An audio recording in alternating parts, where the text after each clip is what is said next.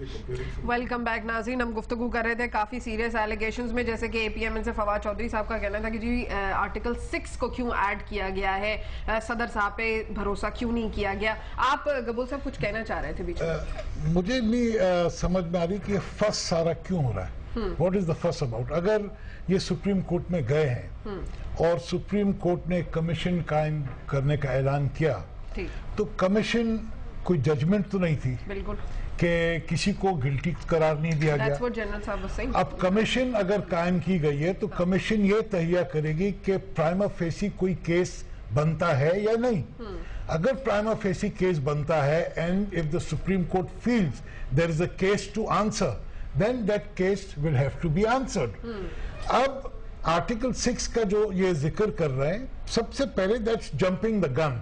आप पहले तो ये तहिया कर लें कि ये हुआ है कि नहीं हुआ है। और अगर हुआ भी है, इसमें जो पार्टीज मेंशन हो रही हैं या जिनके तरफ उंगलियां उठाई जा रही हैं, वो वाकई उसमें मुलविस है या नहीं है। तो मेरे ख्याल में तो सुप्रीम कोर्ट का स्टेप एक लीगल और कॉन्स्टिट्यूशनल स्टेप है। तो नून लीग का स्टेप भी बड़ा लीगल ये नून लीग का नहीं, ये नून लीग लेके गई है, तो नून लीग नहीं, लेकिन स्टेप तो सुप्रीम कोर्ट ने उठाया ना। नून लीग डिक्टेट तो नहीं करती है सुप्रीम कोर्ट को कि आप क्या करें क्या नहीं करें। इन्होंने एक पिटीशन डाला, उस पिटीशन के ऊपर रिएक्शन हो। यहाँ तक बात सही है। अब अगर ये तैयार हो जाता है कि ये वाकई लिखा गया है inviting and inciting a foreign power to meddle in the security apparatus of Pakistan, now that is a treasonable offense. Okay? अगर ये हुआ है तो फिर इसके जवाबदेही होगी। अब अगर ट्रीजनेबल ऑफेंस है और फिंगर पॉइंट होती है हुसैन हक्कानी के तरफ, तो अब देखना यह है कि हुसैन हक्कानी उसको किस तरह डिफेंड करते हैं। कहते हैं कि ये मेरा अपना ब्राइट आइडिया था, या ये मुझसे करवाया गया है, या एट अ लेटर स्टेज जो हमारे मुल्क की सियासत की रिवायत है वो सुल्तानी गवाह बन जाते हैं, और and he fixes the frame of picture on somebody else in the government.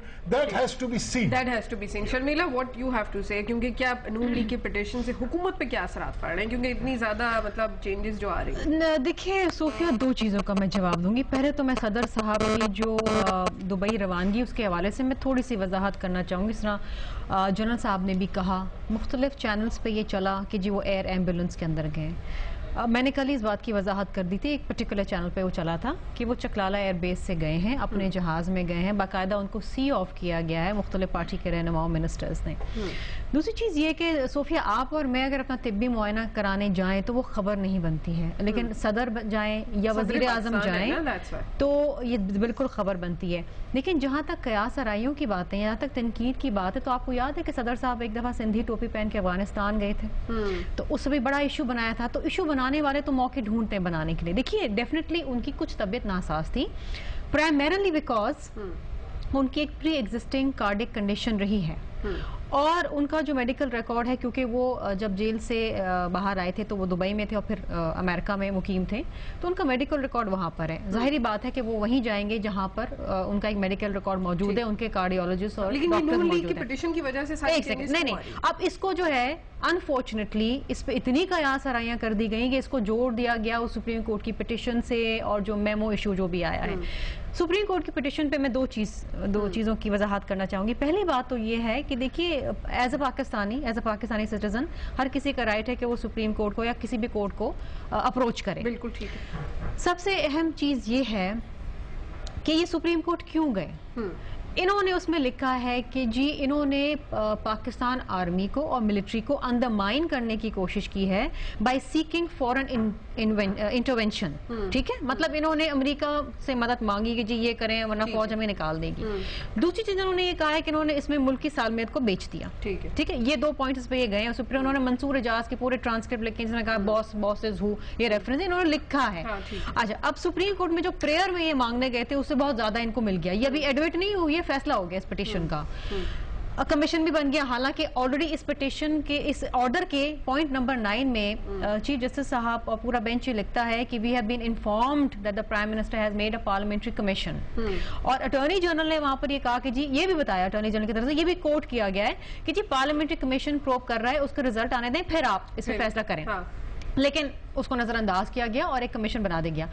जो रिस्पोंडेंट्स हैं उनमें से किसी को नहीं सुना गया। ऑल्दो पिटिशन में जजमेंट, एक सेकंड, नहीं सर, बाबर रवान साहब बैठे थे, लेकिन बाबर रवान से पूछा किसने? Attorney general of Pakistan. एक सेकंड, नहीं मेरी बात सुन, please let me complete sir. आपकी मैंने बात में बिल्कुल इंटरप्ट नहीं किया। बात यह है कि आपने सर एक सेकंड प्लीज, मेरी चेन ऑफ थॉट्स खराब हो जाती है सर। एक सेकंड, बात यह है उसमें लिखा है ऑल द पिटिशनर्स हर्ड, लेकिन all the respondents were not heard. Hussain Haqqani साहब को बगैर पूछे उनको ईसीएल पे डाल दिएगा। अदालत सुप्रीम कोर्ट जो है वो सियासत हो रही है। सर मैं नहीं कह रही हूँ सोफिया, मैं नहीं कह रही, आसमा जहांगीर कह रही है, अयाज अमीर इनकी जमात के, अयाज अमीर मेरी जमात के नहीं है। वो कह रहे हैं इंडिपेंडेंट एनालिस्ट, इंडिपेंडेंट जजेस, इंडिपेंडेंट तज्जियाकार ये बात कर रहे हैं। तो देखिए ये तासुर अगर आ रहा है अदालत की जानिब से कि कहीं कोई बायस है तो नहीं होना चाहिए। नहीं, वी डोंट हैव इश्यूज। मैं ये नहीं कहती कि अदालत ना सुने, लेकिन देखिए अदालत सारे फरीकैन को सुन ले, उसके बाद फैसला करे, because accused is the favourite child of the court. अच्छा, मेरी गुजारिश ये है, देखिए इस बात को जरा समझा जाए, जरा क्विकली कर लेते हैं। पीपल्स पार्टी जब भी कोई सुप्रीम कोर्ट में आता है, ये हवा बना के ये इंप्रेशन दे रही है कि हमें जबरदस्ती रिमूव किया जा रहा है। सुने मेरी बात। एक और चीज मैं जवाब देना चाहती हूँ। आपने मुझे देखिए मेरे प्रेजेंट बड़ी बातें हुई है। देखिए अगर सुप्रीम कोर्ट ने एक कमीशन बनाई है, वो कमीशन इसलिए बनाई है कि जनाब सुना जाएगा दोनों पार्टियों को। जब कमीशन बनी है इसीलिए उन्होंने एक तरफा फैसला तो नहीं दिया। अच्छा, अगर पार्लियामेंट्री सुनिए मेरी एक बात सर आप मेरे बड़े मौजूद हैं, मुझे थोड़ा सा एक चीज का जवाब देने दें। बात यह कि फवाद की मैं एक बात को कंप्लीट करना चाहूंगी जो वो अभी ब्रेक से पहले कर रहे थे। जो मैं बात करना चाह रही थी कि इन्होंने जो लिखा है सीकिंग फॉर इंटरवेंशन, आपने अपनी फौज को अंडरमाइन किया। आप बिल क्लिंटन की किताब उठा लीजिए, आप रिडल की किताब उठा लीजिए, आप शाहीन सहबाई का आर्टिकल उठा लीजिए, तमाम चीजें इन्होंने कभी इसको चैलेंज नहीं किया कि 2 जुलाई को नवाज शरीफ साहब ने बतौर प्राइम मिनिस्टर फोन किया क्लिंटन को फॉर हेल्प, फॉर इंटरवेंशन कि मुझे बचाएं। 3 जुलाई को उन्होंने अगेन कहा कि मैं वॉशिंगटन आने को तैयार हूं। 4 जुलाई को वॉशिंगटन पहुंच गए। 18 सितंबर को 1999 को सुने शहबाज शरीफ पहुंचे। Please let me complete sir, please. वो पहुंच गए वॉशिंगटन और वहां पर वो मिले असिस्टेंट सेक्रेटरी स्टेट। उन्होंने कहा कि खुदा के लिए मेरे भाई की हुकूमत बचा लीजिए, अमेरिका को कहें इंटरवीन करें, क्योंकि फौज हमें फवाद का पॉइंट ऑफ व्यू लेते हैं। फवाद आप क्या कहना चाहेंगे? ये चीजें ऑन रिकॉर्ड है। ये बात कर रहा हूँ, ये कॉल एंडरफर्थ से जो मुलाकात की थी वो सेम यही की थी। लेकिन मसला ये है, देखिए गबोल साहब जो है उन्होंने ये बात की कि हरज क्या है। 2 हरज है। पहली बात तो ये है कि ये जो मुस्लिम लीग नून की पिटीशन है, सिंपल ये है कि इमरान खान पाकिस्तान में इस साइड के ऊपर एक बड़ी पावर बन के उभर रहे हैं। हाँ। ये चाहते हैं मुस्लिम लीग नून फौरी इलेक्शन चाहती है मुल्क में। वो तहरीक इंसाफ को वो वक्त देने से कतरा रही है। जरदारी से ज्यादा तो ये तहरीक इंसाफ के खिलाफ पिटीशन है।